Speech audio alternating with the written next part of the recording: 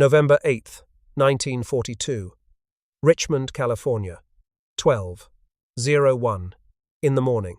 Under the glare of floodlights, a crane operator lowered the first keel plate onto the slipway at Permanente Metals Corporation Yard No. 2.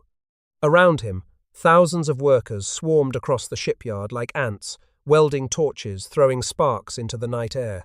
The graveyard shift was just beginning, but this was no ordinary night. What happened over the next 4 days would stun the world and silence every critic who had laughed at the man behind this impossible venture. 96 hours later, at 3:27 in the afternoon on November 12th, a complete cargo ship slid down the ways into San Francisco Bay, the SS Robert E. Peary, a fully functional 441-foot vessel weighing 14 million pounds, had been assembled from 250,000 individual parts in just 4 days, 15 hours, and 29 minutes. The man who made this possible had never built a ship in his life. He had never run a shipyard. He had never commanded a vessel at sea. He had never even worked in the maritime industry in any professional capacity. His name was Henry J. Kaiser, and he was a dam builder. This is the story of how an outsider with zero maritime experience revolutionized American shipbuilding, proved the experts catastrophically wrong, and produced the fleet of ugly ducklings that won World War II. Henry John Kaiser was born on May 9, 1882, in the small town of Sprout Brook, New York, to German immigrant parents.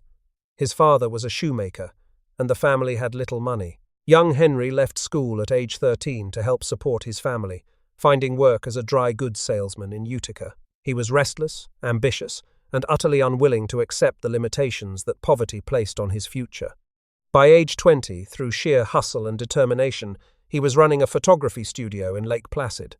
The deal seemed impossible. He had no capital. But Kaiser made the owner an offer he could not refuse. He would work free for 1 full year and promised to triple the business. If he failed, the owner lost nothing. If he succeeded, he would buy the studio at the agreed price. He succeeded. He sold the studio and moved west to seek his fortune, eventually settling in Washington state. Kaiser entered the construction trade, starting with road paving contracts.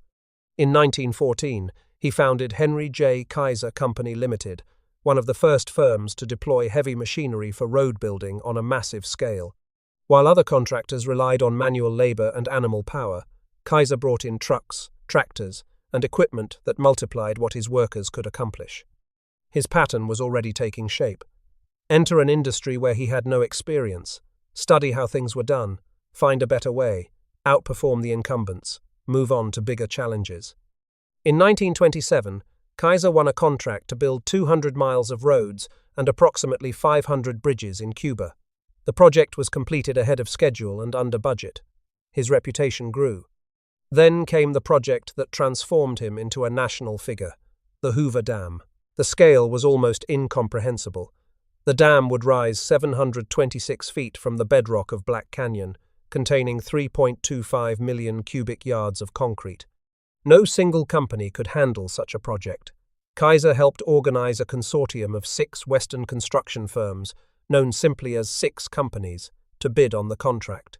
On March 4, 1931, 6 companies won with a bid of $48,890,995.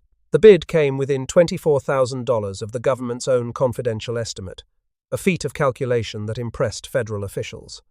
Kaiser served as chairman of the executive committee and became the consortium's chief liaison to Washington. The work was brutal and dangerous.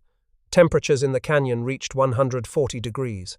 Workers died from heat stroke, falls, and equipment accidents, but the dam rose faster than anyone expected. Kaiser pushed relentlessly for efficiency, studying every process, eliminating every delay he could find. The dam was finished 2 years ahead of schedule and dedicated by President Franklin Roosevelt on September 30, 1935. The impossible had been achieved. Kaiser had helped build the largest dam in the world. The consortium then built Bonneville Dam on the Columbia River, completed in 1938.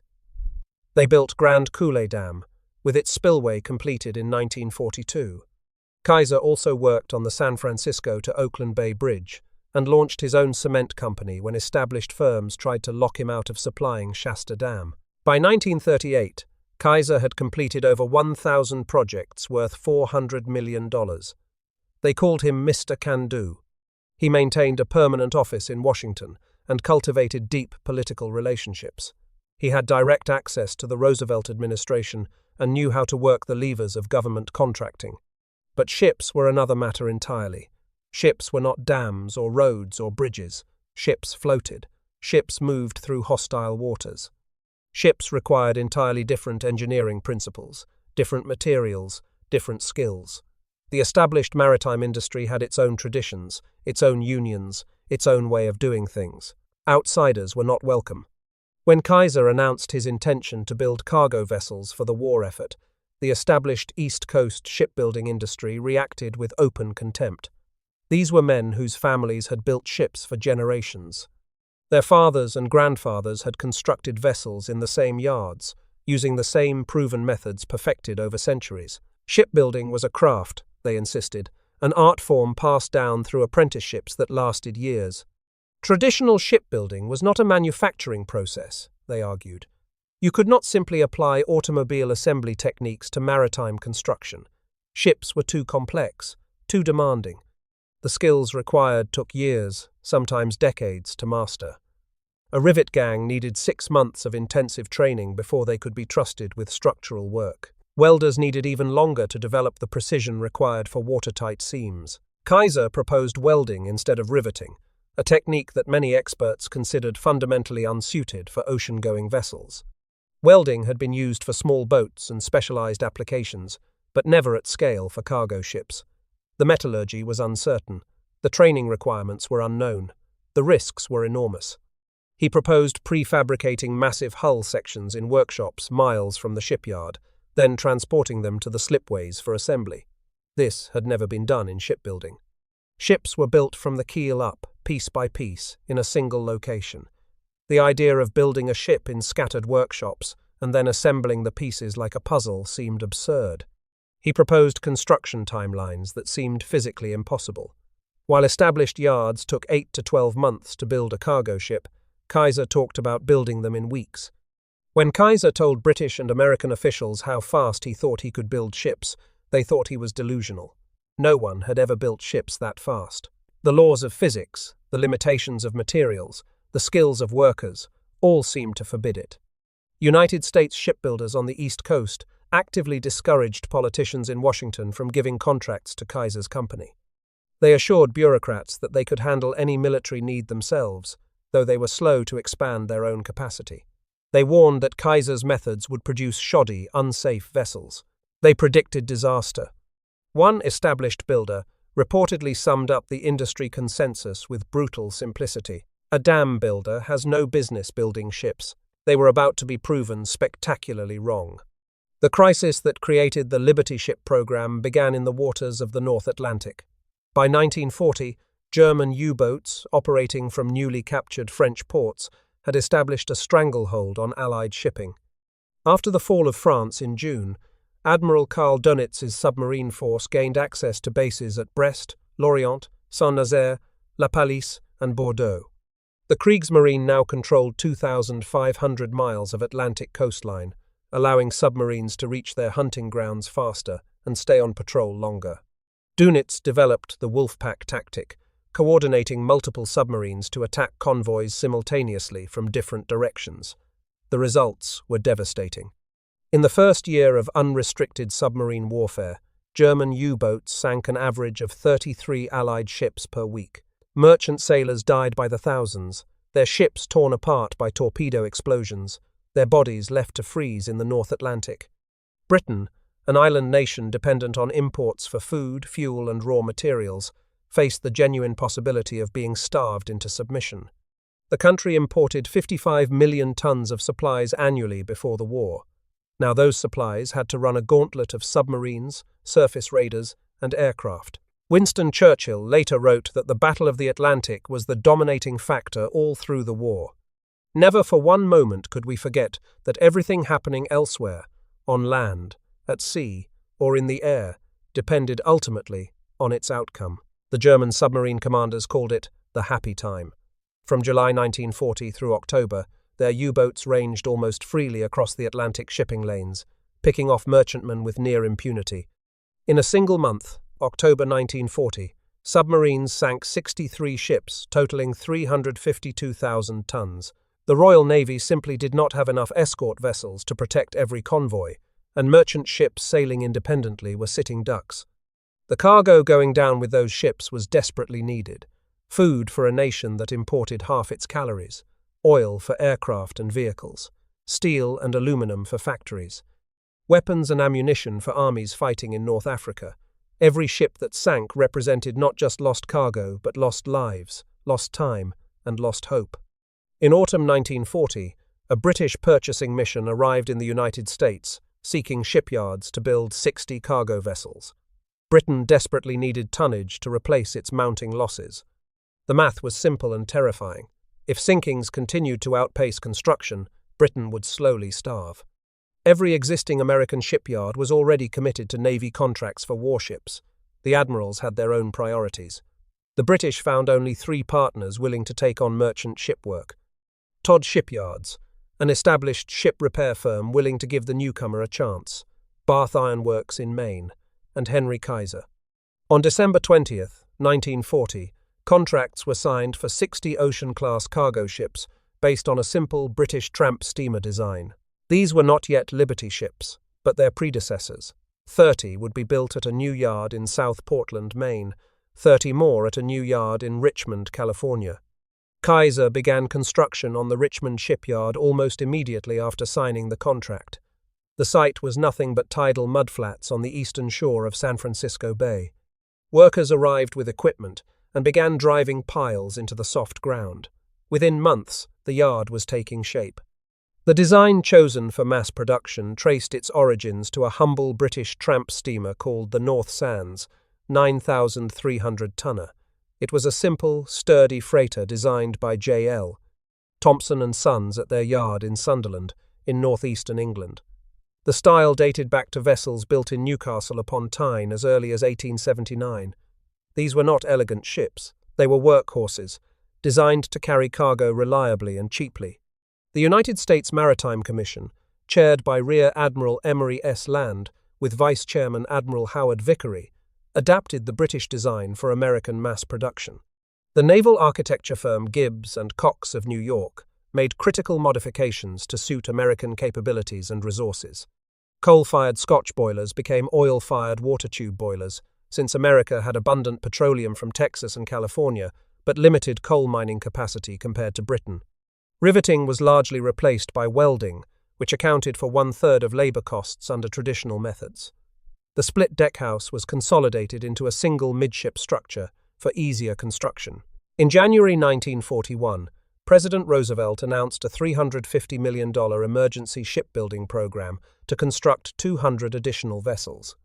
When he examined the blueprints for the new design, he was not impressed by their appearance. Roosevelt delivered his famous verdict: "I think this ship will do us very well. She will carry a good load. She is not much to look at, though, is she? A real ugly duckling." Roosevelt also called them dreadful-looking objects. But appearance was not the point. Function was. Speed of construction was. Quantity was. The first Liberty ship keel was laid on April 30th, 1941, at Bethlehem Fairfield Shipyard in Baltimore. Admiral Land organized Liberty Fleet Day on September 27th, 1941, just over 2 months before Pearl Harbor. 14 emergency vessels were launched simultaneously from shipyards across the country. Roosevelt invoked Patrick Henry's cry of "Give me liberty" or "Give me death," coining the name Liberty Ship. The SS Patrick Henry, launched that day at Bethlehem Fairfield, was the first completed Liberty ship. It had taken 244 days to build from keel to launch. It would never take that long again. The Liberty ship was an engineering compromise designed for one purpose: carrying cargo across submarine-infested oceans in the largest possible quantities. Each vessel measured 441 feet 6 inches in length, with a beam of 56 feet 10 3/4 inches.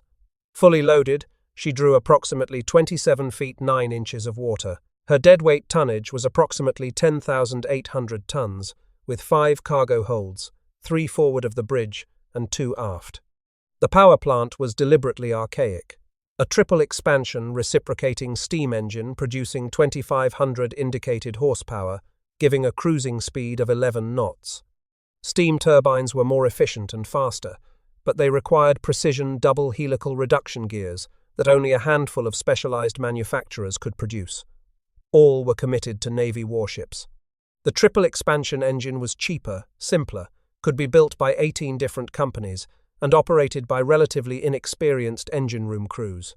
Each ship required nearly 3,500 tons of hull steel and approximately 50 miles of welding. The design life was estimated at just 5 years. They were not meant to last forever. They were meant to win a war. Cost per vessel ranged from approximately $1.5 to $2 million, a fraction of what a traditional shipyard would charge. Armament consisted of one gun at the bow, one at the stern, typically 4-inch or 5-inch 38 caliber naval weapons, plus 2 to 8 20mm Oerlikon anti-aircraft guns.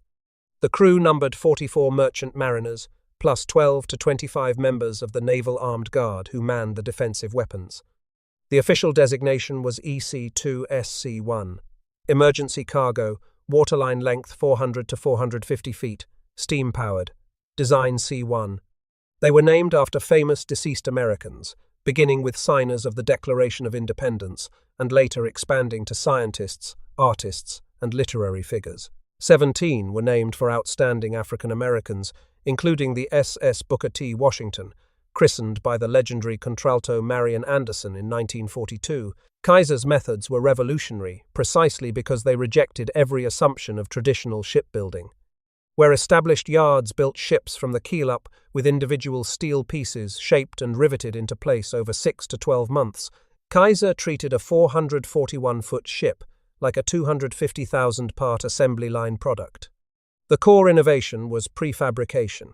Each Liberty ship was broken into massive sub-assemblies, deckhouses complete with bunks and ventilation, double-bottom sections with fuel tanks already installed, stern frame assemblies, bow units, bulkheads. These components were fabricated in workshops throughout the country and transported to the shipyard by rail and truck. Sections weighing up to 250 tons were built on their sides, or even upside down, because it was easier and safer for workers to weld downward with gravity rather than overhead. This made the welds stronger and faster to complete. Then enormous overhead cranes hoisted the finished sections into position on the slipway, lowering them onto the growing hull with remarkable precision. By the time a keel was laid, 80% of the ship's steel was already assembled and waiting. The slipway work became primarily a matter of fitting prefabricated pieces together and completing the connections, rather than building from scratch. At Bethlehem Fairfield, prefabricated sections were built at a former freight car manufacturing plant 6 miles from the shipyard. When completed, they were loaded onto flat cars and transported by rail directly to the shipways. The connection to automobile manufacturing was direct and deliberate. A visit to a Ford assembly plant by one of Kaiser's associates led directly to the decision to use welding instead of riveting. Kaiser's Richmond shipyard sat adjacent to a Ford Motor Company assembly plant, the largest automobile factory on the West Coast. The parallels were intentional. Standardized interchangeable parts from multiple vendors, specialized repetitive tasks for each worker, continuous 3-shift operation around the clock, internal competition between yards to drive continuous improvement. Welding transformed the labor equation entirely. Training a skilled rivet gang took 6 months of intensive practice. Training a welder took approximately 2 weeks. Welding required less upper body strength, opening shipyard work to women and smaller workers who could not have swung a riveting hammer for an 8-hour shift. It produced smoother, lighter hulls and eliminated the weight of thousands of rivets. Each Liberty ship still used thousands of rivets in critical structural areas where the loads were highest, but the approximately 50 miles of welds per ship replaced what would have been hundreds of thousands more. The results were staggering beyond anything the critics had imagined possible. Labor hours per ship dropped from over 1 million at the program's start to as low as 352,000 at the most efficient yards, a reduction of nearly 75%. At Bethlehem Fairfield's peak efficiency, the sequence from keel laying to launch readiness took just 24 days in regular production. The trajectory of Liberty ship construction times tells the story of an industrial revolution compressed into 3 years. The SS Patrick Henry, the first ship, required 244 days. The industry average in early 1942 was approximately 230 days. By fall of that year, the average had dropped to 70 days.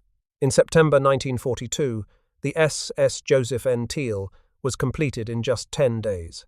Then came the SS Robert E. Peary. The keel was laid at 12:01 on the morning of November 8, 1942. 17 banks of welding machines worked simultaneously on each side of the hull. Workers swarmed over the growing ship in round-the-clock shifts. The deck was pre-assembled in 7 massive sections instead of the usual 23 smaller pieces. Deckhouses arrived from the workshops completely outfitted with bunks, fans, lighting and flooring already installed. The ship was launched at 3:27 in the afternoon on November 12th. 4 days, 15 hours, 29 minutes. She was fully delivered on November 15th and departed on her maiden voyage November 22nd, carrying cargo to the war zones of the Pacific. Her 250,000 parts, weighing 14 million pounds, had been assembled faster than most people could renovate a kitchen. Kaiser called the Peary an incentive ship. The record was explicitly a publicity effort, requiring massive resource concentration that could not be sustained across normal production. But it was no hollow stunt. The ship served with distinction through the war, carrying supplies to Guadalcanal and New Caledonia, ferrying prisoners of war from North Africa, and arriving off Omaha Beach on June 7, 1944, the day after D-Day, to deliver reinforcements and ammunition to the invasion forces. She was scrapped in 1963, after 2 decades of service, far exceeding her 5-year design life. By 1943, American shipyards were launching 3 Liberty ships per day at peak production. On average, across the entire program, a new Liberty ship entered service roughly every 2 days. The median build time had dropped to 39 days. The best regular production runs achieved approximately 16 days per vessel. 18 shipyards across 13 states built Liberty ships. Kaiser's operations were the largest. His 4 yards in Richmond produced 747 ships, more than any other complex in the country. His Oregon Shipbuilding Corporation in Portland, Swan Island Shipyard in Portland, and Vancouver Shipyard in Washington contributed hundreds more. Together, Kaiser's 7 yards produced 1,490 ships, 27% of all maritime commission orders. The final total was 2,710 completed Liberty ships, representing 29,182,000 deadweight tons. This was 46% of all hulls built under the Maritime Commission program. The Ugly Ducklings had become the largest fleet of cargo ships ever assembled in human history. The numbers told a story of industrial triumph that had no parallel. In 1941, before Pearl Harbor, American shipyards produced just 1.1 million deadweight tons of merchant shipping. By 1943, production had reached 19.2 million tons. The following year, it approached 21 million tons. American yards were launching ships faster than Germany could build submarines to sink them, faster than Japanese aircraft could find targets, faster than any enemy could have believed possible. The strategic implications were profound. Every Liberty ship that slid down the ways represented 10,800 tons of cargo capacity. Every cargo that reached port meant more tanks for the Red Army, more aircraft for the Royal Air Force, more ammunition for the Marines fighting their way across the Pacific. The Axis powers could not match this production. They could not even slow it down. By mid-1943, the arithmetic of the war had changed forever. Admiral Karl Dönitz understood what was happening. He wrote in his memoirs that the American shipbuilding program had defeated his U-boat campaign as surely as any battle at sea. His submarines could sink ships, but they could not sink them fast enough. For every merchantman that went down, 2 or 3 new ones entered service. The equation was impossible to overcome. The Liberty ship program mobilized a workforce unlike anything America had ever seen. More than 1.5 million Americans worked in Liberty shipyards during the war. Kaiser's Richmond complex alone employed approximately 90,000 workers at peak production, with 27 unions representing nearly 80,000 of them. More than 90% had never worked in a shipyard before. They came from farms and factories and offices, from every state in the Union, drawn by good wages and the chance to contribute to the war effort. Women entered shipyard work in extraordinary numbers. At Kaiser Richmond, an estimated 24,000 women, roughly 27% of the total workforce, built ships at peak production. Women comprised over 40% of all welders. Because Kaiser's yards used welding rather than riveting, the local nickname was Wendy the Welder rather than Rosie the Riveter. The name reportedly originated with Janet Doyle, a worker at Kaiser's Richmond yards who became a symbol of female industrial labor.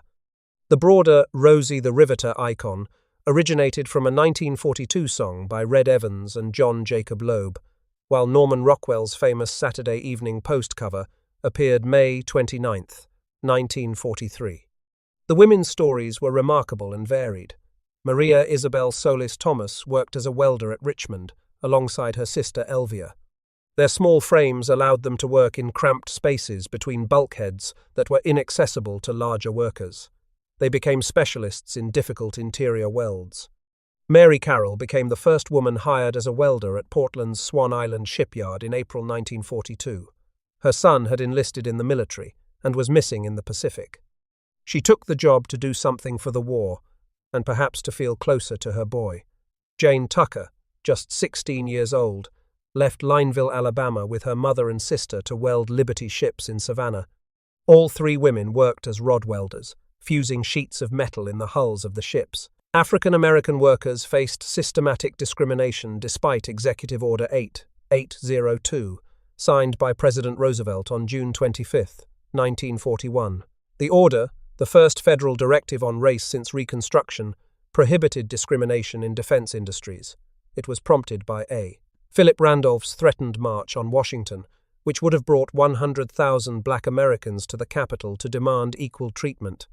But enforcement of the order was weak, and old prejudices died hard. Before the order, 51% of defense jobs were officially closed to black workers. The Boilermakers Union was the worst offender, confining black workers to segregated auxiliary locals with no voting rights, no representation, and no path to skilled positions. In late 1943, Joseph James led a demonstration of black shipyard workers at Marinship in Sausalito, when the Boilermakers tried to fire those who refused to pay dues to the segregated auxiliary. The case eventually reached the California Supreme Court in December 1944. The court ruled that the union could no longer force workers into segregated auxiliaries. The future Supreme Court Justice Thurgood Marshall was among the attorneys who argued on behalf of the workers.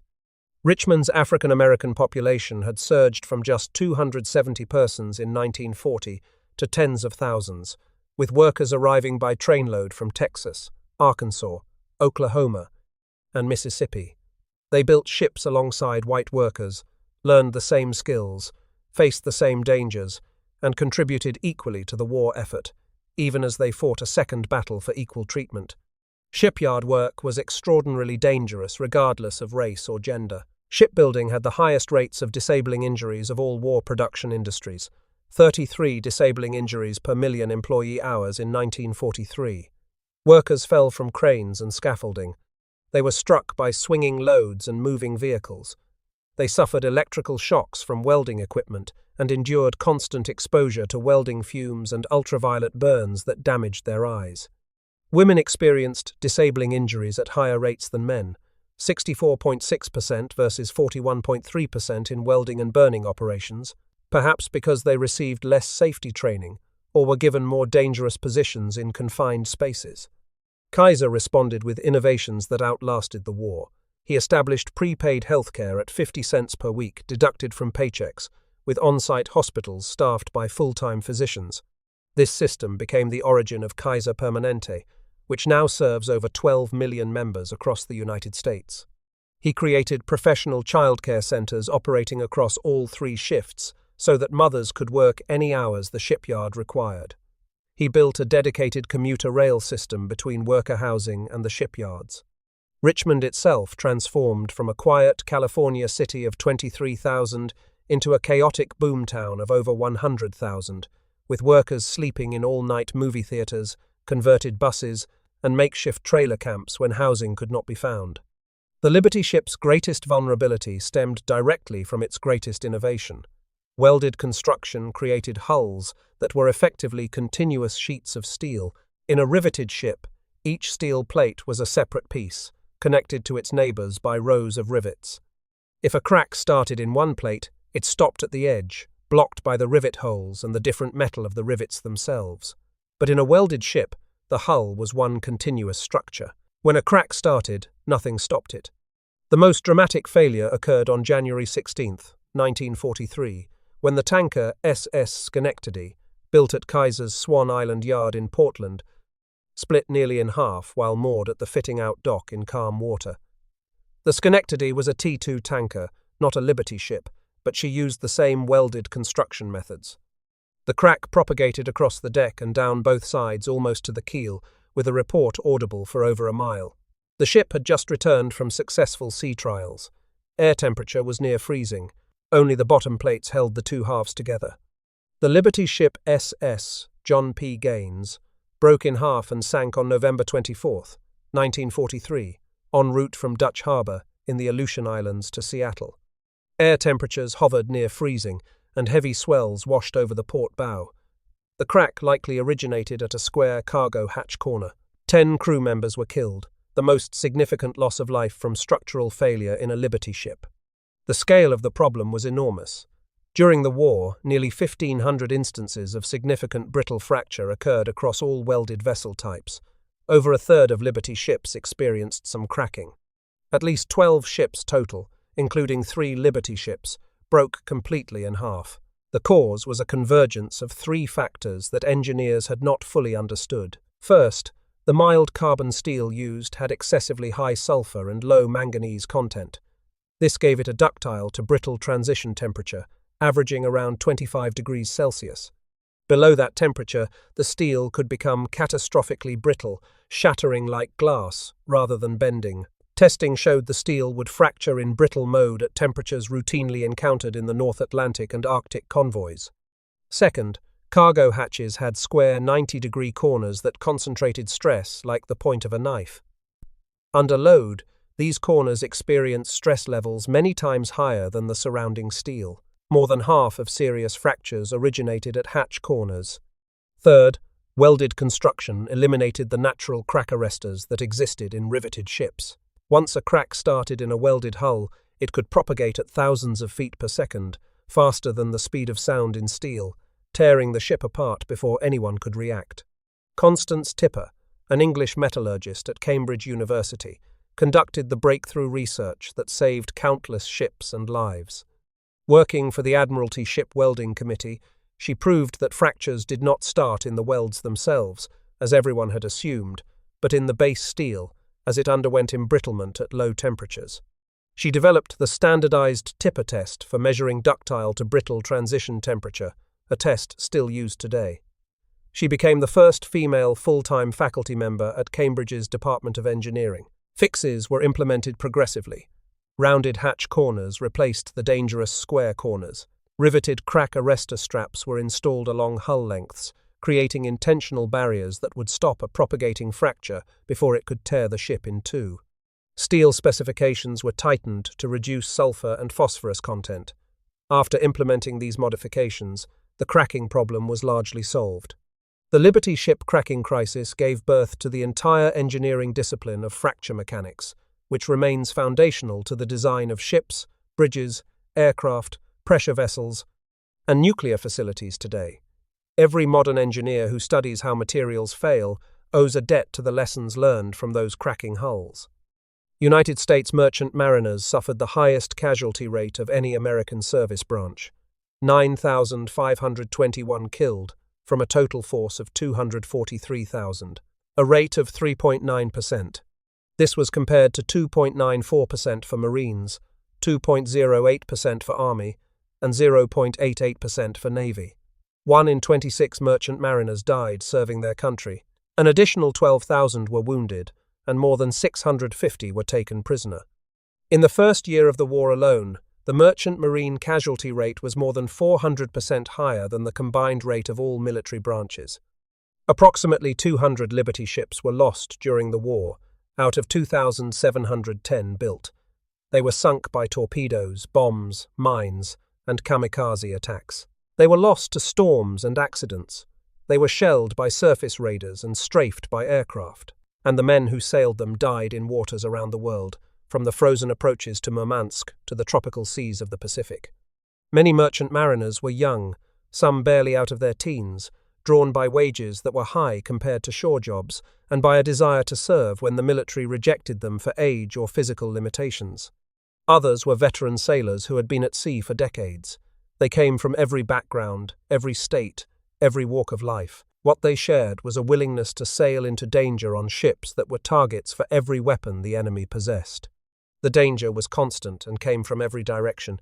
U-boats stalked convoys day and night, waiting for the moment when a ship fell out of formation or a gap opened in the escort screen. Aircraft swooped down from above with bombs and torpedoes. Mines lurked beneath the surface in harbours and channels. And always there was the sea itself, indifferent to human life, ready to claim anyone who went into the water in the North Atlantic winter. When a torpedo struck, the crew had minutes at best to abandon ship. Sometimes they had only seconds. The explosion could break a Liberty ship's back instantly, sending her to the bottom before lifeboats could be launched. Men died in their bunks, in the engine room, at their stations. Those who made it overboard faced hypothermia in water that could kill an unprotected swimmer in minutes.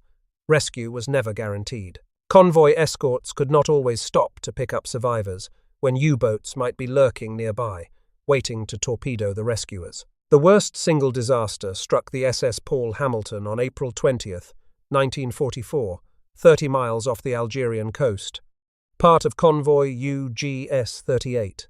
The ship carried high explosives, along with 504 United States Army Air Forces personnel being transported to new assignments. When a German Junkers 88 torpedo bomber scored a hit, the ship disappeared within 30 seconds in an explosion so massive it damaged nearby vessels. All 580 aboard were killed. Only 1 or 2 bodies were ever recovered. Body parts rained down on ships hundreds of yards away. The SS John Harvey at Bari, Italy, became one of the war's most consequential and long-hidden disasters. On December 2nd, 1943, 105 German bombers struck the crowded Italian port in a devastating surprise raid. The John Harvey carried a secret cargo of 2,000 mustard gas bombs, stockpiled for potential retaliation if the Germans used chemical weapons first. When the ship exploded, liquid sulfur mustard spilled into the harbour and a toxic cloud swept over the city. More than 600 military personnel were hospitalized. 83 died from gas exposure. Despite their sacrifice, merchant mariners were classified as civilians, not military personnel. They were denied the GI Bill, veterans' medical care, education benefits, and unemployment insurance. President Roosevelt urged Congress to extend similar benefits before his death in April 1945, but the legislation died in committee. Limited veteran status was not granted until 1988, after a lengthy lawsuit. By that time, an 18-year-old from 1945 would have been 61 years old, far too late to benefit from educational assistance. A single Liberty ship could carry cargo equivalent to 300 railroad boxcars. More specifically, 2,840 jeeps, or 440 light tanks, or 230 million rounds of rifle ammunition. Multiply that by 2,710 ships, and the strategic impact becomes clear. Liberty ships carried 2/3 of all United States cargo, transported overseas during the war, totaling 29,182,000 deadweight tons of shipping capacity. The turning point came in May 1943, known as Black May, when 43 German U-boats were destroyed in a single month. Admiral Karl Dönitz recalled nearly all submarines from the North Atlantic. The Liberty ships had won the production war. For every ship sunk, 2 or more left American harbors. At D-Day, approximately 194 Liberty ships participated in the invasion fleet, each carrying roughly 480 troops and 120 vehicles. The SS Jeremiah O'Brien made 11 cross-channel round trips during the Normandy campaign, shuttling men and material to the beaches of France. Through the Arctic convoys to the Soviet Union, Liberty ships sailed what sailors called the worst journey in the world. The route to Murmansk and Arkhangelsk passed within range of German air bases in Norway, through waters patrolled by U-boats, and under skies where the Luftwaffe launched constant attacks. In winter, ice formed on deck and superstructure so fast that crews had to chip it off continuously to prevent the ship from becoming top-heavy and capsizing. Temperatures dropped to -40 degrees. Seas ran so high that ships disappeared into troughs between waves. Convoy PQ-17 in July 1942 became the most notorious disaster of the Arctic route. When intelligence suggested the German battleship Tirpitz was putting to sea, the Admiralty ordered the convoy to scatter. Without escort protection, the scattered merchantmen were hunted down one by one. Only 11 of 35 ships reached port. 153 merchant sailors died. The cargo lost included 430 tanks, 210 aircraft, and 3,350 vehicles that the Soviets desperately needed to stop the German advance. Despite such losses, the Arctic convoys delivered approximately 4 million tons of supplies across 78 convoys. Liberty ships helped carry thousands of aircraft, tanks, and hundreds of thousands of trucks to the Eastern Front. Stalin privately acknowledged that without this aid, the Soviet Union might have lost the war. Of 2,710 Liberty ships built, more than 2,400 survived the war. Their post-war fate reflected the very qualities that made them successful: simplicity, reliability, and low cost. The Greek shipping industry saw opportunity where others saw surplus. Greek entrepreneurs, including Aristotle Onassis, Stavros Niarchos, and the Goulandris and Livanos families, purchased 526 Liberty ships at bargain prices. They called them the Blessed Ships. These humble freighters, sold off by the United States government for a fraction of their construction cost, became the foundation of a maritime empire. By 1966, 603 of 722 Liberty ships still in service flew the Greek flag. The purchases had rebuilt a merchant fleet devastated by war. 914 of 1,272 Greek ships had been lost during the conflict, many of them sailing for the Allied cause. The Liberty ships replaced those losses and then some. By the early 1970s, Greece possessed the world's largest commercial fleet, built largely on the hulls of those American ugly ducklings. Others found different uses for the surplus ships. Many were laid up in mothball fleets at Suisun Bay in California, the Hudson River in New York, and at Wilmington, North Carolina. When the Korean War began in 1950, some were reactivated to carry supplies to the new conflict. The design that had won one war proved its value again. 2 Liberty ships remain today as fully operational museum ships, preserved for future generations to understand what these vessels and the people who built and sailed them accomplished. The SS Jeremiah O'Brien in San Francisco is the only Liberty ship maintained in essentially her original wartime configuration.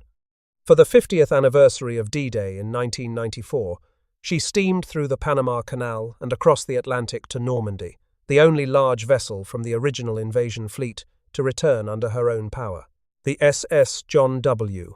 Brown in Baltimore made 13 wartime voyages, participated in the Anzio landings and Operation Dragoon, and her armed guard gunners shot down at least one enemy aircraft during the invasion of southern France. The SS Hellas Liberty sits in Piraeus, Greece, honouring the Greek merchant marine's connection to Liberty ships. When Navy admirals tried to block Kaiser from building escort carriers in 1943, they laughed at the idea. Kaiser went over their heads to President Roosevelt, who overruled Admiral Ernest King. Kaiser delivered all 50 carriers in just over a year, nearly one per week. The Navy derisively nicknamed them Kaiser's coffins, and joked that the CVE designation stood for combustible, vulnerable, and expendable. Those same carriers fought at the Battle of Leyte Gulf in October 1944, where a handful held off the largest Japanese battleship force of the war. The established shipbuilders who had dismissed Kaiser as delusional were proven wrong by every metric. His ships were completed faster and at lower cost than those from traditional yards. The quality was not just comparable, but often superior. The dam builder, who supposedly had no business building ships, had revolutionized an entire industry, employed more than 1.5 million Americans, helped win the greatest conflict in human history, and created innovations in healthcare and workforce management that endure to this day. President Roosevelt called them ugly ducklings. The experts said they could never be built. The Navy mocked the carriers as coffins. They were wrong. The Liberty ships delivered the cargo that fed armies and fueled offensives across every ocean to every front. The merchant mariners who sailed them paid a price in blood that no other American service matched. The workers who built them transformed American industry and proved what ordinary people can accomplish when everything is at stake. They were ugly, they were slow, they sometimes cracked apart in freezing seas. But they arrived at Normandy and Murmansk and Guadalcanal in numbers that no enemy could overcome. The ugly ducklings won the war,